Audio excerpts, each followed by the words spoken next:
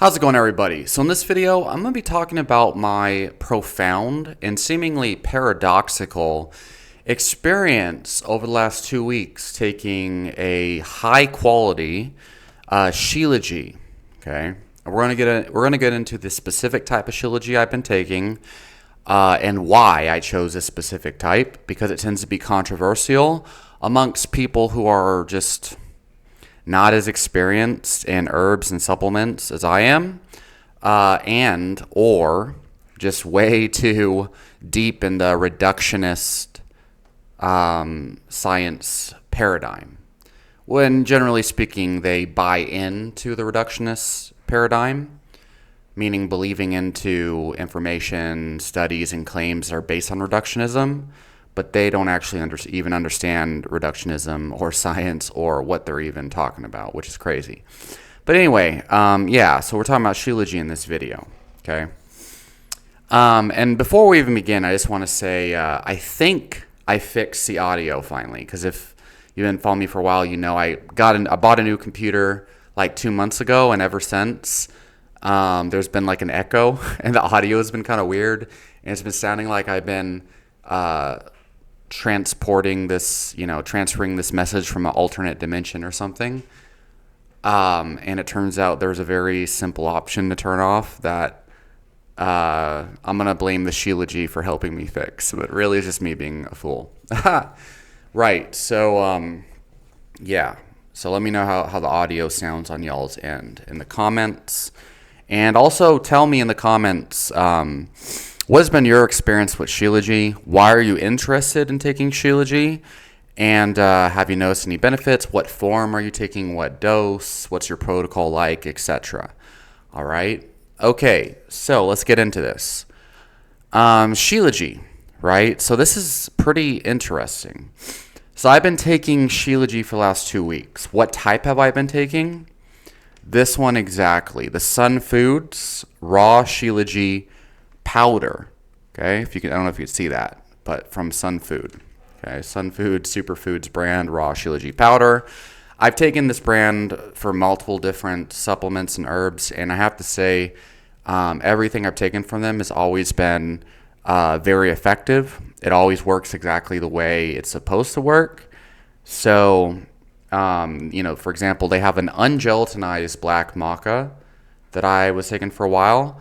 And surprisingly, even though it wasn't gelatinized, it worked very, very well, almost within an hour. So probably the most powerful and healthy feeling maca I've ever taken in my life, actually. So besides maybe the Hyperion Herbs Black Maca concentrated extract that they used to sell and don't sell anymore. But yeah, so this Shilajit, why am I taking a raw Shilajit powder? So typically, okay, there are a couple of different forms of Shilajit. There's two forms that people typically will insist are the best, okay?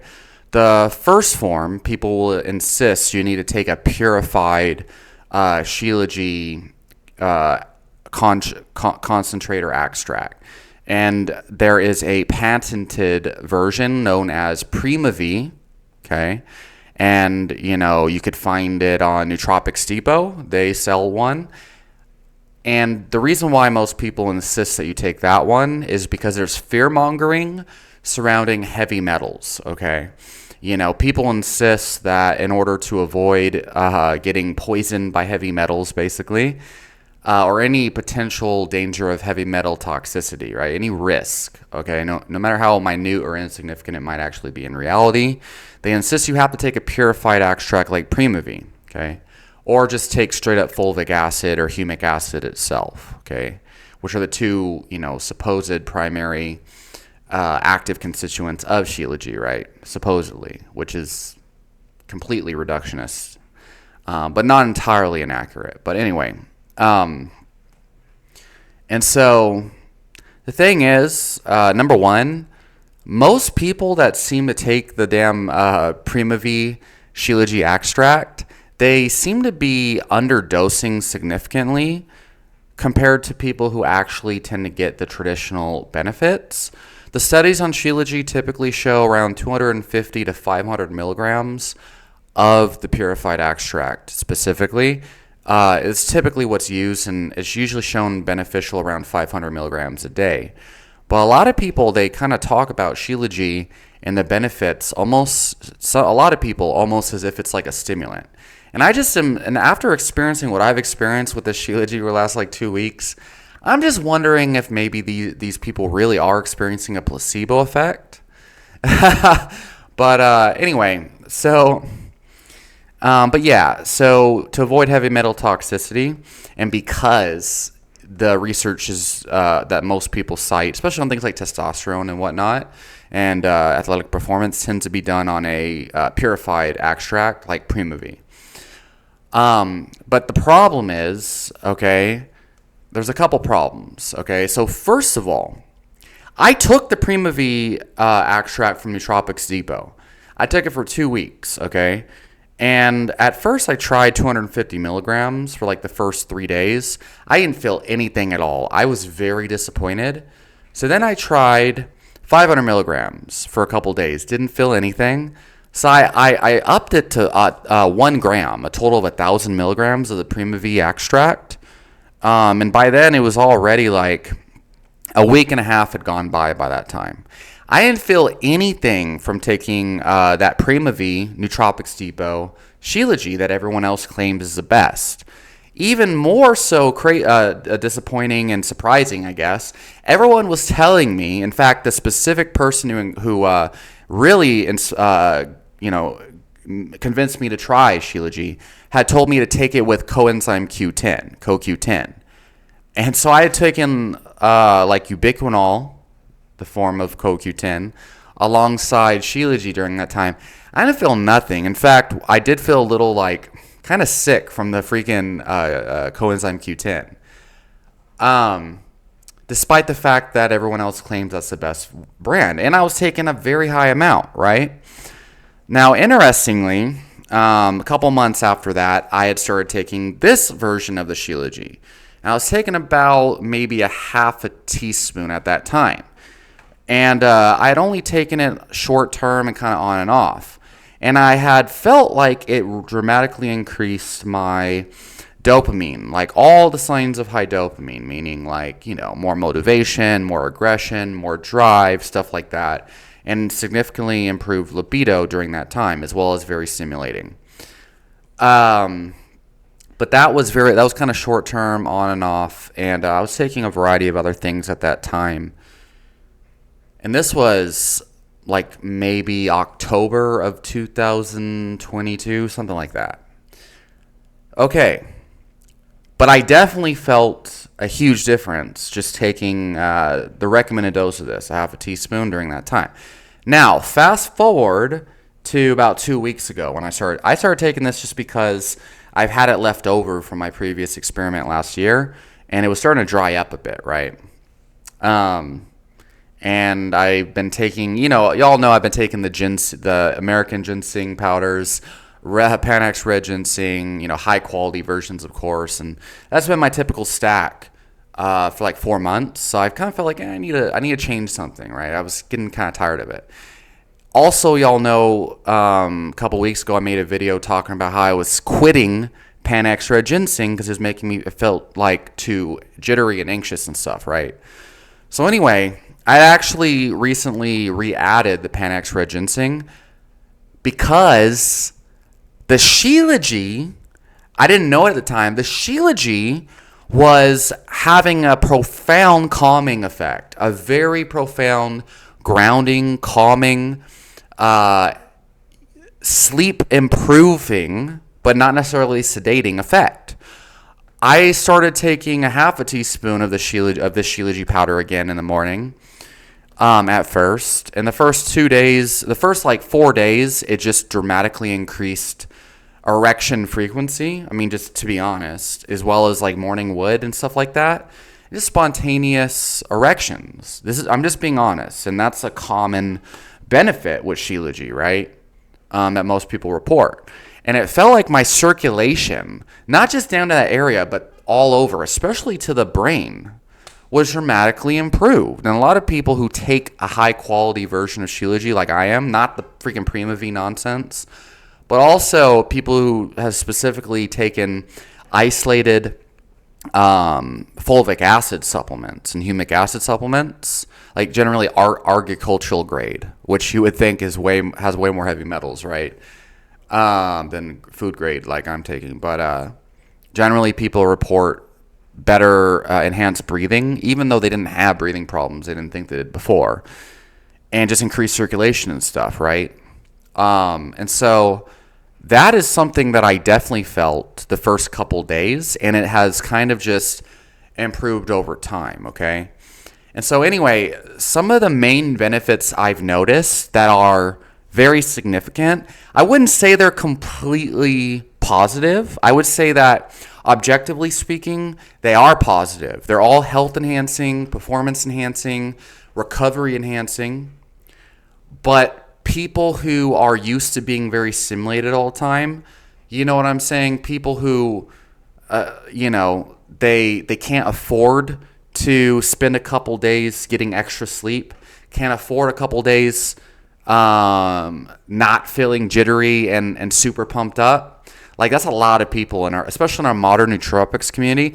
Everybody's looking for something that's going to stimulate them really high above baseline. People want their supplements to just keep them in this chronic state of elevated performance, meaning stimulation, think like Adderall, think like, caffeine, dopamine enhancing compounds, stuff like that, right?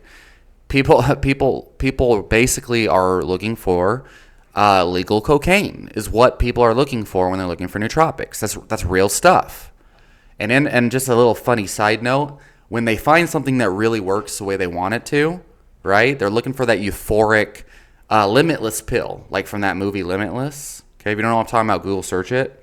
That's what they're looking for. And there's a lot of nootropics out there that specifically compare themselves to a limitless pill. Or they label themselves a limitless pill, or they call themselves genius or something like that, right? That's what people are looking for. And then when people find it, usually they'll kind of complain and be like, "Oh, this supplement was so good, it's bad because it caused hypomania," which is basically exactly what people are looking for, a chronic, like an elevated state of euphoria and concentration and whatnot, high performance above baseline. But like when people find it, then they're like, "Oh shit, it works too well. I'm scared now." It's hypomania, right? But anyway, I'm going way off subject here. So Shilajit is not like that at all. Okay, if you're taking the right form and you're taking the right dose, from what I've gathered, it's the opposite. But it achieves the benefit a lot of people really need, right? And I think most people will actually like it, okay? Right, and I've talked about this before in regards to something like reishi mushroom, how a lot of people are suddenly not addicted to porn anymore, right? And then they're freaking out and they mistake their detachment from like pornography and excessive sexual stimulation. They mistake it for lowering their libido and lowering their testosterone and crap like that, right? Which is just interesting, especially because intervention trials on reishi mushroom taken alongside cordyceps has actually shown an increased testosterone to cortisol ratio. So, right, but they don't. The only evidence they have that reishi does, the opposite, right?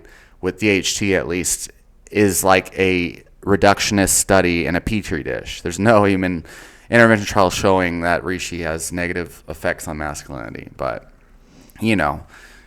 that's just the way humans are. They just are more kind of like they more biased towards fear mongering rather than like what's actually going on and can this help me and what is it actually doing. People are crazy, but anyway. So Shilajit, okay, now bear with me here. I'm not saying Shilajit is like makes you feel like reishi does. I'm not saying anything like that. Most people who take Shilajit, even this form of Shilajit, okay, they report improvements in libido, they report improvements in sexual function, improvements in exercise performance, and pretty much all of the scientific literature that shows anything significant at all, especially in humans, but also in rats, shows nothing but improved testosterone, improved androgenic type benefits, whether that's exercise performance. There are studies done on recreationally trained athletes, which really just means casual gym goers who don't know what they're doing, usually newbies that just work out regularly, but whatever. And stuff like that. In people with healthy testosterone, it's been shown to have a seemingly slightly enhancing effect. So anyway, all I'm saying is Shilajit, if anything, improves testosterone, right? According to the evidence, but also according to most people's kind of anecdotal reports. So for me, I've noticed what I would describe as a GABAergenic, like GABA agonizing, NMDA and glycine receptor modulating or balancing effect. That's what I feel. Okay, that's not my scientific claim of its mechanism of action, but that's what I mostly feel. I feel, the similar effects to what you would expect from a GABA agonizing compound, right? However, it is in a balanced way to where it's not so overwhelming. Like something like Phenibut, right? If you don't know what that is, search it up. Or what's another one? Can't think of one right now, right? In fact, it's made the closest thing I felt would be like a less powerful version, like a more subtle version of like agmatane sulfate, if you ever tried that, right? Because agmatane, it tends to be more numbing when I've taken it. The interesting thing is that Shilajit has a lot of evidence suggesting it does similar things that a compound like agmatane does, which would be an overall normalizing effect on glycine and MDA, as well as dopamine and serotonin. If you look at some of the older studies, like research from, over 20 years ago, really,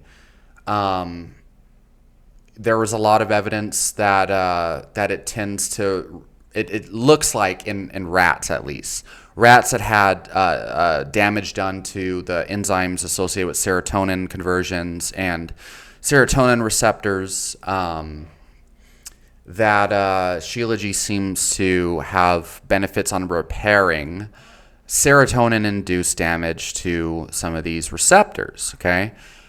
Specifically regarding, usage of antidepressants and antipsychotics that deal with serotonin, okay? Allegedly, right? Because all of this is just reductionism, and so much of this mechanistic jargon depends on genetics, bioindividuality, as well as the fact that it's very, very, there's so much going on there that we haven't tested yet. We don't really know what the mechanistic causes of action actually are for any of this. But from what we can gather, that's what it looks like it does, right? I found it particularly interesting regarding serotonin damage and its modulating effects on repairing that, supposedly, because when I was younger, from the age of 9 till I was 21, like I mentioned in other videos, my doctors were had me on very high amounts of Seroquel, okay, which just made me feel like a zombie. And then when I got off of it, it just my brain chemistry just felt so crazy, like a tornado. It took me 2 years to try to overcome that. That was terrible, right? But anyway, taking Shilajit, it's amazing because I'm feeling a lot more normal, right? So here's what I mean. So when you take too much caffeine. So in my case, I noticed how I was talking about the ginseng, right? So I was taking coffee and ginseng, and I tend to take a lot of coffee typically, right? My brain already goes significantly faster than, significantly fast, right? My thoughts, when I was younger, they had kind of mentioned that my thoughts tend to go faster than my hands and my words, which is why My handwriting tends to be so out of normal, even though I know I can just develop that skill better. But my mind goes real fast. And when I take a lot of coffee, especially with ginseng, it tends to go so freaking fast that it's very hard for me to kind of just think groundedly, clearly, and in a one-track thing, right? And it tends to cause anxiety and scatterbrainness and all this other stuff, right? Even though there's other benefits that I enjoy. The Shilajit tends to completely override all that. This is what I like about it. This is what it's done for me, okay? I noticed no matter how much ginseng I take, I doubled my dose, actually, since I made that last video talking about me stopping ginseng. No matter how much caffeine I take, no matter how much ginseng I take, I don't feel the same anxiety, jitteriness, scatterbrained, kind of like super fast mile a minute thoughts type of thing, 1,000 miles a minute thoughts or whatever. It can be there, it is there, but I feel like I have so much more presence of mind. My concentration is significantly improved. But the big thing is taking 1 teaspoon of this particular powder in the morning. I fall asleep easier. I fall asleep at a better and healthier time every night, and I can stay asleep. And if I get woken up or have to go pee in the night, I can fall right back to sleep and be okay. So these are the biggest benefits, though, is like the improvements in sleep, the improvements in focus and cognition and stuff like that. So that's essentially it. So the first, after I started taking this for like maybe 5 or 6 days actually, especially when I increased my dose to a full teaspoon, I immediately started having very vivid dreams. The first 3 days, I had weird freaking nightmares, okay? I wouldn't really call them nightmares, but I remember I had posted something on Instagram about it. It was crazy. I had a dream that it was just really weird. Like someone broke into my car, stole my stereo, and stole my rims and all sorts of stuff, and then ran away. And then some random demon girl from the spiritual realm that looked like she was straight out of the Grudge movie appeared out of nowhere and said she had a special message for me, talking about if I ever want to see my aunt again, then I'm going to have to meet them at some Chinese buffet. And then she just left. And I'm like, what the hell? I haven't even talked to that specific aunt in 2 decades, which I thought was just crazy. And what does this have to do with Chinese? But in the Chinese buffet they told me to meet up with was closed down by health inspectors years ago. And what does that have to do with my car getting robbed, right? So anyway, I had woke up in cold sweats and I was shaking from that dream, which is crazy. And then so that was the first one. Then I had another weird dream like that the next day, and after the first 3 days, the dreams went away. But that was just crazy, you know. So since then, I think I have had dreams, more dreams, more frequency, but they haven't been anything too profound, right? So I feel like, the thing is, this is after years of not really having dreams like that vivid dreams or memorable dreams and stuff, right? And also, my sleep quality by most people's standards has not been the best. In fact, a lot of people probably know I've made multiple in-depth videos in the science of sleep research, basically saying hey, you probably don't need as much sleep as people and say you do, and sleep deprivation isn't really that big of a problem, right? So I would say that, I have a tendency to really not sleep as much as especially health experts claim you need. Someone just literally wrote me a comment about that earlier today, saying, talking about my claims on sleep not being Anyway, point is, I've been sleeping on average 4 to 6 hours a night, if even that, for a while now, right? And I haven't really felt any negative outcomes from that. But Shilajit, I feel way more restored. I can relax way better. So one of the big things too is like, when I actually decide to make a video, I notice my thoughts are not all over the place, right? Typically, because I have so much that I can say about a subject, all these thoughts are always present at all the time. And that can cause me to just never be able to stay on track. My mind goes everywhere all the time.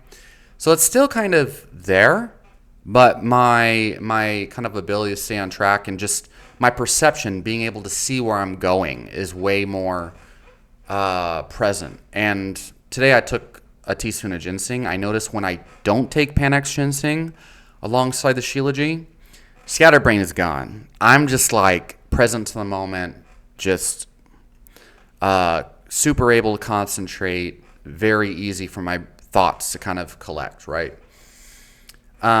Reading a book, man, like I can read a book an entire hour, and that anxiety, like, oh, I got to be doing something else, that's always there, right? A lot of people, like if you ever had that feeling where you're like, all right, today I'm just going to read this book, and then you sit down to read the book, and your brain's like got all its resistance. You're like, I got to do something else. Like, that's not there. When I'm like, all right, I'm going to read this book, I'll keep reading it, and then if I just feel like the content itself is boring or doesn't have any real value, and I'm like, why am I reading this book? I can quit, not because of like an OCD or ADHD type tendency, right? But because I realize that it really is a waste of time at that point, right? And that's very different from the typical type of resistance people experience when they read a book. Same thing about playing a video game. Like, because I'm always so used to being productive and doing things that are like producing money and viewership and exposure in my life, playing a video game tends to be hard, because I'm like, well, shit, it's not making me money and all this shit, so why am I doing it? Even though I know it's very beneficial to kind of like my mental health and my kind of decompressing from the week and stuff.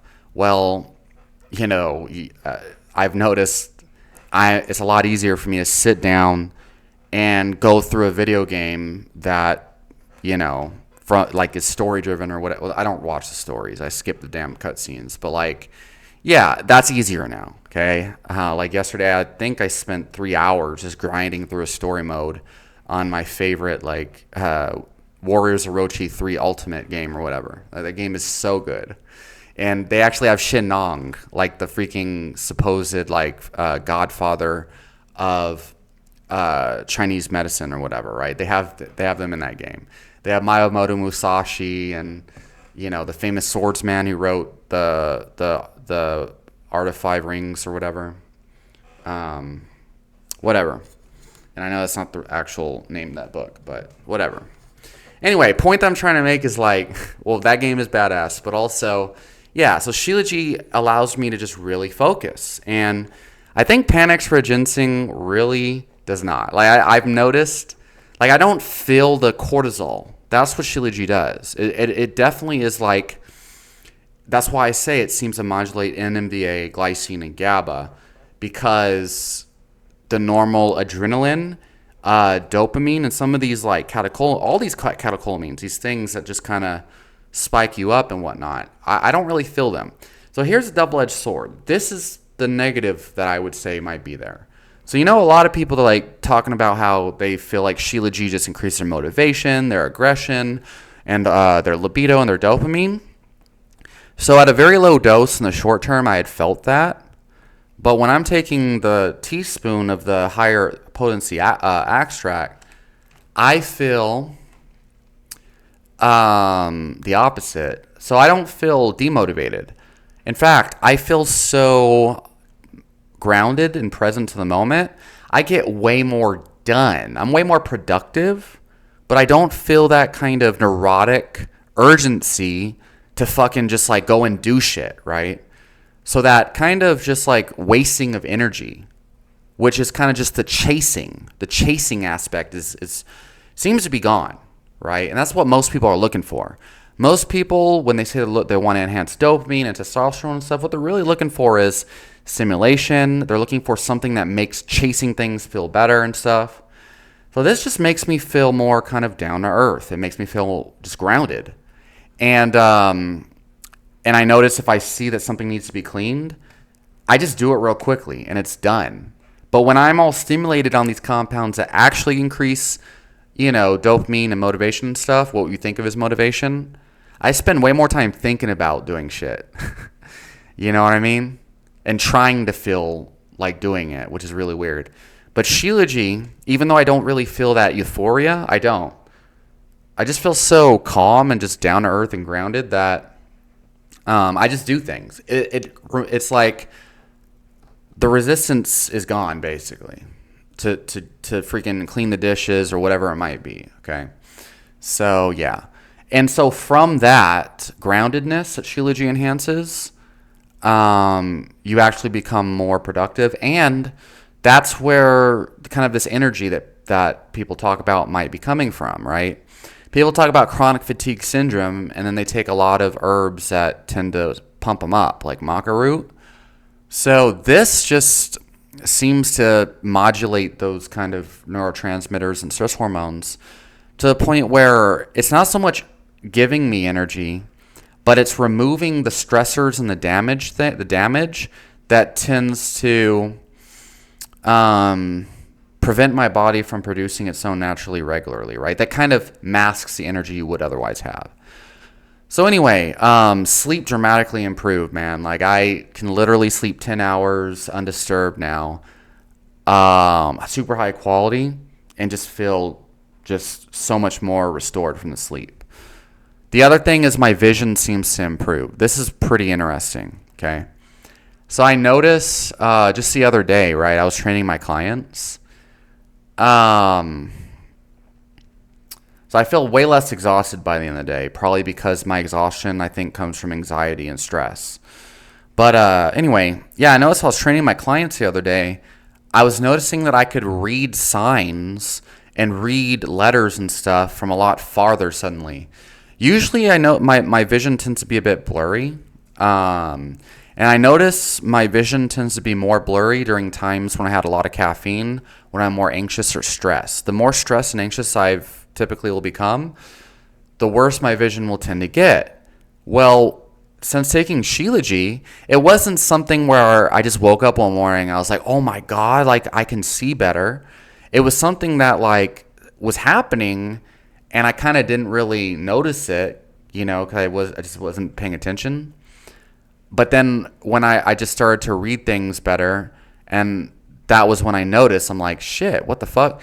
The other thing, and I've seen other people report this with the raw extract, not the Prima V, especially on like old forums before Reddit, like Launch City forums. People were talking about this, and I noticed it too, where it improves your kind of dynamic vision and perception, okay? And I think that this is really where the whole vision science is going and needs to go. Dr. Andrew Huberman, everyone's favorite bro scientist. I know he's like a real scientist, but he had kind of mentioned how a lot of people's kind of nearsightedness is actually just their eyes' efficiency at focusing on one object, but inefficiency and inability to focus on a wide room at one time. Like if you notice, if you're reading a book, you're training your eyes to focus on just the words and one thing at a time. But when you're out in the wilderness and you're like looking at all the wildlife and the trees and the birds and all the other stuff that's going on at one time, right? Your peripheral vision and stuff like that, that's a different form of vision that actually utilizes different musculature and neurons in your eyes and brain, really your brain. And so nearsightedness typically is just more so a hindered ability of the dynamic vision, okay, and an enhanced ability for concentrated vision, right? So anyway, regardless of all that and what you believe on vision, I definitely notice an enhanced ability to kind of like see in the room and in my environment and stuff. So yeah. Now, this is just something I had noticed recently, a couple days ago, and I'm still kind of experimenting with all of this stuff. The most significant benefit from the Shilajit, though, that I can say for sure is the the calmness, the groundedness, the kind of relief of anxiety, and the improvements in my sleep. That is profound. And so, a lot of people, they insist that Shilajit is all dopamine, enhancing dopamine. And then other people kind of say, oh, it has to do with choline and how it modulates choline. And I think that it's a lot more nuanced than that.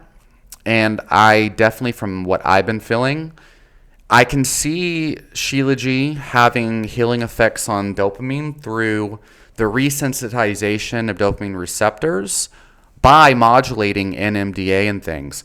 And basically, in the short term, you'll notice a little bit less kind of stimulating dopamine type effects because Shilajit is kind of like, it recognizes your brain might be overstimulated. Let's just put it this way. It's not really what's going on. Shilajit can't recognize what's going on with your brain, but Shilajit, for whatever reason, seems to fit in the brain in a way that if you're overstimulated, it'll kind of calm that overstimulation for a while.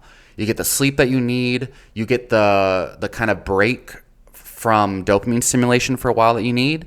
And then over time, those dopamine receptors can repair and upregulate and whatnot.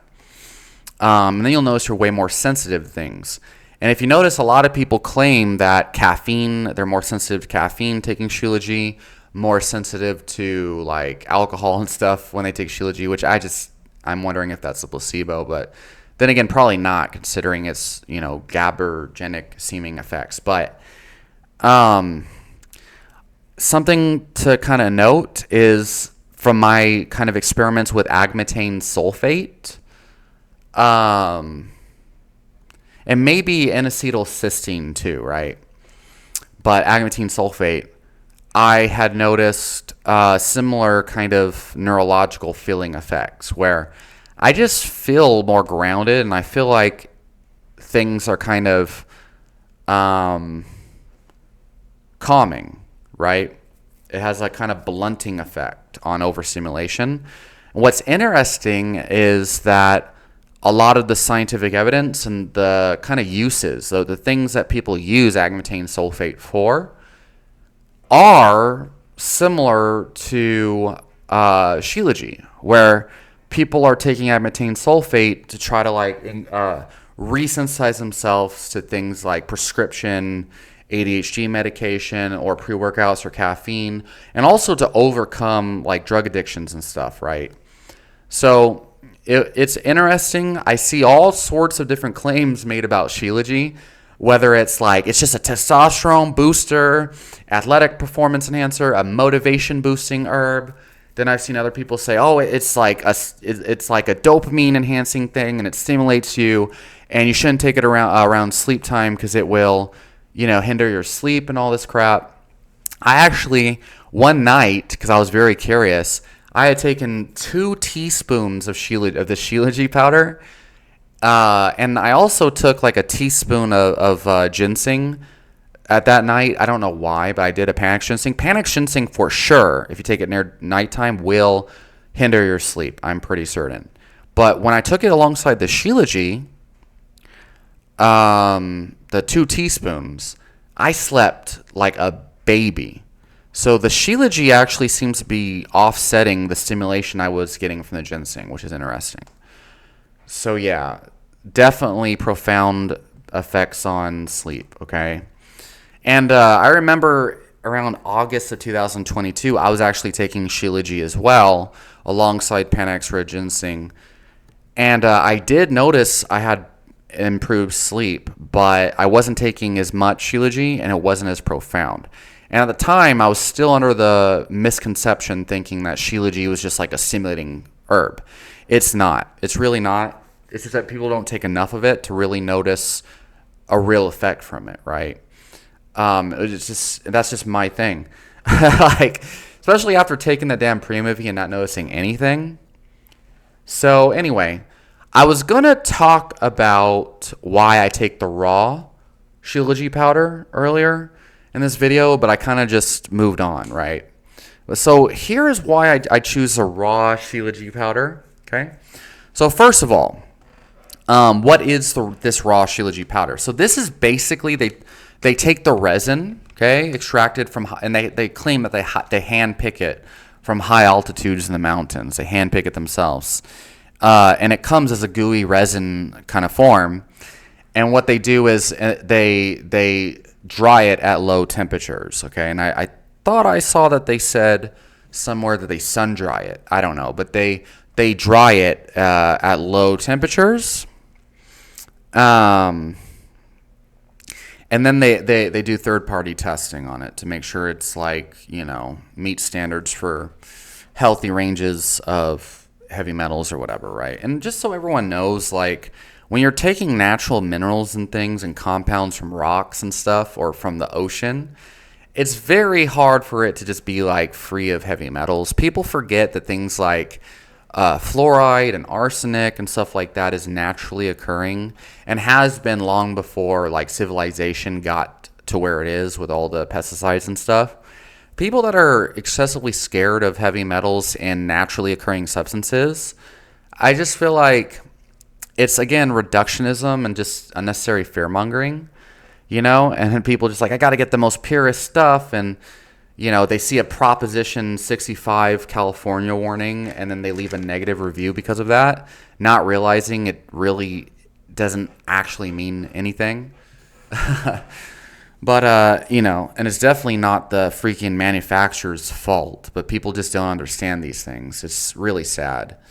It reminds me of people that like leave negative reviews and they complain about Chinese tonic herbs or top shelf Chinese teas that are only found in China, and it says made in China on the freaking product. And then they leave a negative review. Oh, this shit is from China, blah, blah, blah. It's like, yeah, that's the only place you can get this from. So of course it's from China. People are just really dumb. Like, I mean, maybe I'm wrong, right? Maybe I'm wrong. But anyway, yeah, so anyway. So this is basically the resin. The resin is a form that a lot of people kind of like insist that is the best form to take it in if they don't believe the freaking Primavia is, right? So this takes a step further. It actually, is a dried version of the resin. And it tends to be more concentrated in the active constituents, right? Because of that. And it's also third-party tested. So something that I've seen a lot of people claim that have tried both the Primavie extract, but also have taken the resin or a raw powder. People tend to feel like the raw powder or the resin is dramatically more potent. And I think the reason why is because, number one, it has like 40 to 60% fulvic and humic acids in it. So, people who take a 20% standardized fulvic acid supplement, they're probably getting dramatically less of a dose of fulvic acid than if you were just to take the raw powder. But people don't know that. I guess they haven't seen the studies on it. You know what I'm saying? You get way more fulvic acid and humic acid if you just get the resin or the raw powder. But, there's a lot of other kind of compounds found in the resin and the raw powder that just might be filtered out in some of these more concentrated, purified forms that tend to maybe potentially, allegedly produce even more benefits and effects that you can't get in a concentrated extract. So, or the Primavie or whatever, So, yeah, and in herbalism, this is known in modern times as the entourage effect. But traditional Chinese medicine and Ayurvedic herbalism, which is where this came from, and I believe Tibetan medicine also is a different form, system of medicine.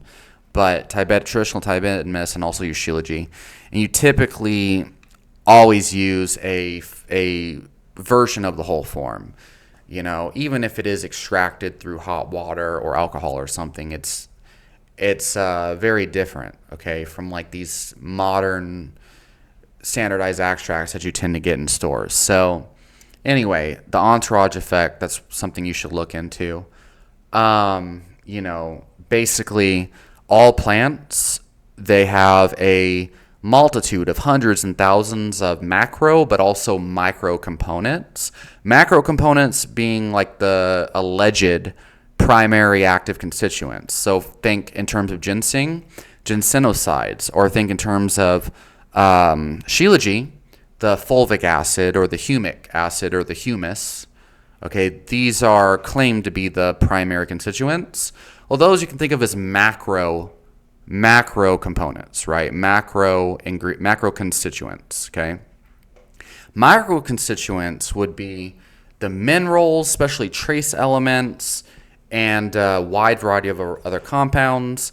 You know, for example, like mucuna prurens, everyone's like, oh, the L-dopa. You know, it's people look at mucuna and they immediately think of Parkinson's pharmaceutical drugs.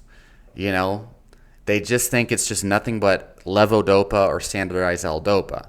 What they don't realize is that there's a multitude of micro elements in mucuna, for example, that kind of works in synergy with balancing out the dopamine boosting effects of mucuna to kind of make it way more safer and sustainably being able to take better, you know, more sustainably and things like that, compared to like if you just isolate the L-dopa and take the pharmaceutical version, right?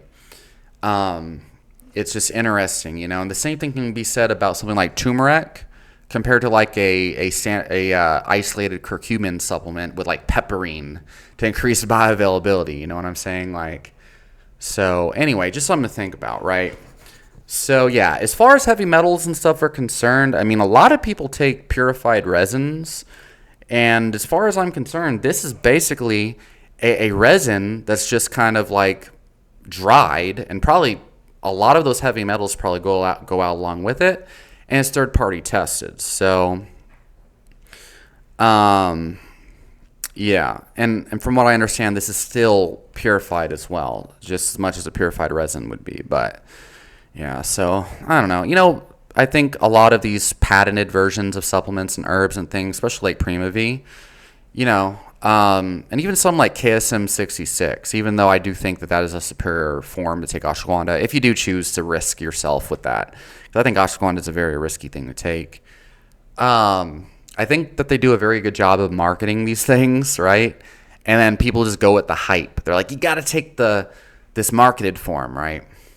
Same thing with like pulse stimulants and host defense, and they're like marketing the mycelium as like the most potent form, right? And meanwhile, not only is it only the mycelium, which isn't nearly as potent as a fruiting body for the benefits you really, really want, but they also tend to dilute it with brown rice, you know, and then they include that in the beta-glucan count in their supplement, right? Even though it's pulse stimulants, right? But they're like, oh, like host defense and pulse stimulants and all this stuff, like the best you can get. I read that book that he wrote and all this crap, watched his lectures, and then it's like all they're really getting is gas and diarrhea from the supplement or whatever. And when you take like a real reishi extract that's like from a local company or whatever, you know, like Hyperion Herbs, for example, and then they're like, whoa, after a week, I feel like a completely different person. But I was taking Paul Simmon's reishi for like a whole year, and like, it didn't do this. Why am I noticing such a difference with the Hyperion Herbs reishi? Like, because the other brand was just mass marketed nonsense. But, you know, trendy herbs are just like everything else that's trendy. It's watered down, diluted. And if you want the real stuff, you got to really do your research and really be discerning and go through trial and error. And the big thing is like the hype, especially around something like Shilajit. Anything that claims to boost testosterone, if you've noticed, ashwagandha, all this stuff, tends to just like, you know, and Tonkat Ali, which I've had weird experiences with all these things, right? People like, oh, they get on the hype train, you know, and you see all these claims about it, but then over time, the reality seeps in and people start to see, oh, either it wasn't really effective at all, or it's completely, you have to take a certain type or whatever. You know, so lots of crap and bullshit you got to sift through. So anyway, I'm going to end this video. Let me know in the comments what you think about Shilajit, you know, and go ahead and school me, right? People are going to be like, no, you need to take the Pura V. The reason why you didn't feel good on the PRV is because you did it wrong, you know? Like, you got to take it for 5 months to feel it. It's like, man, I've been taking this, and I felt it within a couple days. Like, oh, what if that's the placebo? Like, no way. There's no way that this is a placebo, right? When you take the real stuff, if it's actually an herb that actually works, you will really, really know what's up. And I've seen this with clients over and over again, where they're taking a hyped up name brand, right, for a long time, and they switch over to the brand that I've been taking, because I've taken all name brand hyped up versions of everything too, right? That's usually the first thing I'll try, right? Because you hear everyone saying that it's good, that it's actually good, right? But I find the shit that actually works. This is why I stick to a very small amount of things, if you've noticed. This whole year, all I've been talking about is like ginseng, cordyceps, maybe mucuna and rhodiola here and there, right? Because I'm really trying all the different brands and extracts and stuff. And I've been taking all these things and experimenting for like a decade. So, but people are just too simple-minded these days. It's crazy. And the more simple-minded people tend to be, the more complicated they make things be as well. It's a weird thing. Either they're too simplified with it or too complicated with it. It's like that IQ meme, if you've seen it, right? The lower IQ people tend to oversimplify it, and then as you kind of get to the average IQ level in the middle, people tend to like drastically overcomplicate something. And then when you get to the higher IQ thing, it tends to be more similar to the low IQ simplified version, but typically more refined, right? You kind of got to start simple, go through the complicated stuff in the reductionist paradigm until you finally go on the other side, and then you're like, they were both kind of right and also kind of wrong at the same time. So, all right, leave me a comment down below. Let me know what you think about Shilajit. What was your experience? What type of protocol do you take and doses? And also, how do you feel about my results? And I'll talk to y'all next time.